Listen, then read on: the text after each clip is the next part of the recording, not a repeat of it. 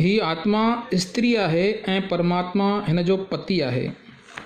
जेसिताईं ही आत्मा रूपी स्त्री परमात्मा रूपी पतीअ जे चरणनि में न वेंदी, हू कॾहिं बि सुहागण कान बणजंदी।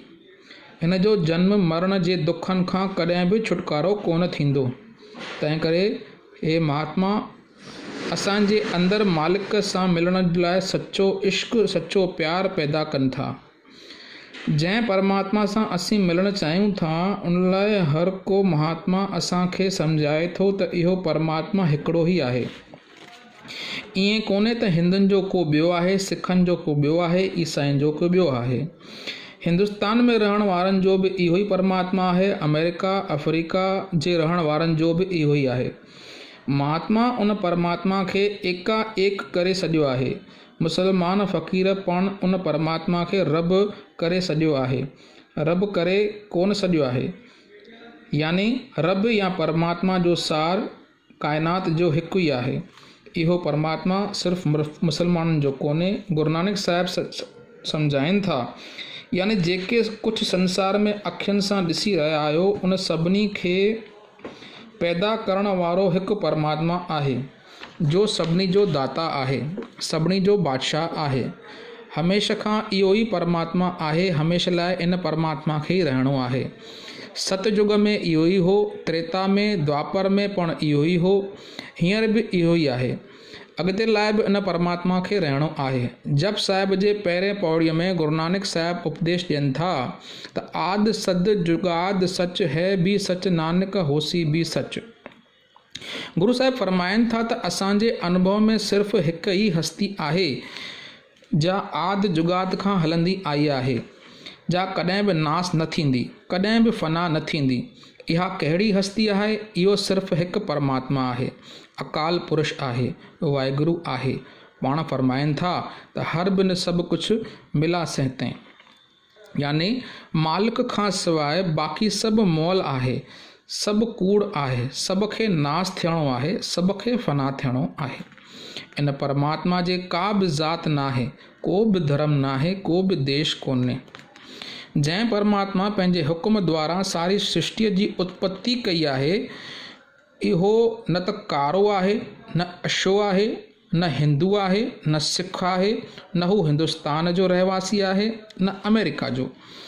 तव्हां सोचो त जॾहिं परमात्मा जो को मुल्क कोन्हे, धर्म कोन्हे, का ज़ात पात नाहे, त आत्मा जो कहिड़ो मुल्क या धर्म थो थी सघे? आत्मा जी कहिड़ी ज़ात पात थी सघे?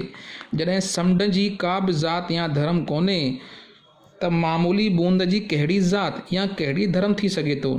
जॾहिं सिज जी का बि ज़ात पात कोन्हे, त पोइ मामूली रोशनीअ जी कहिड़ी ज़ात पात थी सघे थी? असीं पाण खे नंढनि नंढनि ज़ातियुनि, फ़र्क़नि, धर्मनि ऐं देशनि में विराए वेठा आहियूं ऐं हिक ॿिए जे भेदभाव में फाथा पिया आहियूं। हर हिकु महात्मा जी सिख्या असांजे ख़्याल खे ज़ात पात जे झगड़नि खां तमामु मथे वठी वञण जी कोशिशि करे थी। गुरु नानक साहिब फरमाइनि था, जिथे लिखा महंगी तिथे देह ज़ात न जाए, यानी जंहिं स्थान ते असांजे कर्मनि जो हिसाब किताब थींदो आहे, उन हंध ते असांजो शरीर पहुचंदो आहे ऐं न उते केरु असांजी ज़ात पात पुछंदो आहे। को बि इहो सवाल कोन पुछंदो त तूं हिंदू आहीं या सिख या ईसाई, तूं हिंदुस्तान मां आयो आहीं या अमेरिका मां आयो आहीं या अफ्रीका मां।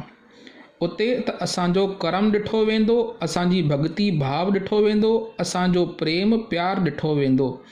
ही ज़ातियूं पातियूं त हिते ई रहिजी वेंदियूं।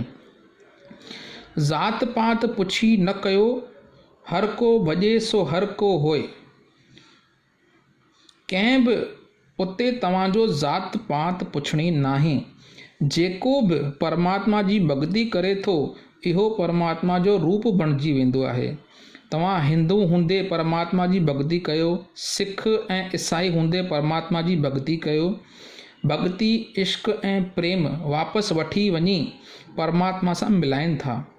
मतां कंहिंजी दिलि में इहो ख़्यालु वेहे त मां हिंदू, मां सिख बणजंदुसि, त पोइ परमात्मा मूंखे मिली सघंदो। मुंहिंजे ईसाई थियण सां मुसलमान थियण सां परमात्मा सां मिलण लाइ ॾाढो ज़रूरी आहे। भले शाह मुसलमान बि निहायत दिलेर फ़क़ीर थी गुज़रियो आहिनि। पाण फरमाइनि था, यानी जेके पंहिंजे इल्मान तरफ़ ध्यानु ॾियनि था, पंहिंजे कर्मनि तरफ़ ध्यानु ॾियनि था, उन्हनि जो ई हिसाब किताब समाप्त थिए थो। जेके ज़ात पात जे चकर में फाथल आहिनि, उन्हें दरगाह में केर बि नथो पुछे। पलटू साहिब उत्तर प्रदेश में बिल्कुलु मशहूरु निडर महात्मा थी गुज़रिया आहिनि। हू पंहिंजी बाणीअ में ज़िक्र करे थो त शायदि कंहिंजे मन में इहो ख़्यालु हुजे त मां ब्राह्मण जे घर में पैदा थियो आहियां, इन करे मूंखे ई परमात्मा सां मिलण जो हक़ु हासिलु थी सघंदो, या मुंहिंजो कंहिं नीच जातीअ में जनमु थियो आहे, इन करे शायदि कॾहिं बि परमात्मा जी भक्तीअ करे न सघंदुसि। पलटू साहिब फरमाइनि था त इहो वीचार सदाईं लाइ मन मां कढी छॾियो। इन परमात्मा जे घर पहुचण लाइ सिर्फ़ु भॻतीअ जी ज़रूरत आहे, प्यार जी ज़रूरत आहे। असांजे अंदरि मालिक सां मिलण जो इश्क़ नाहे, प्रेम ऐं प्यार नाहे, त पोइ खणी केतिरी बि कोशिशि कंदा रहूं, चाहे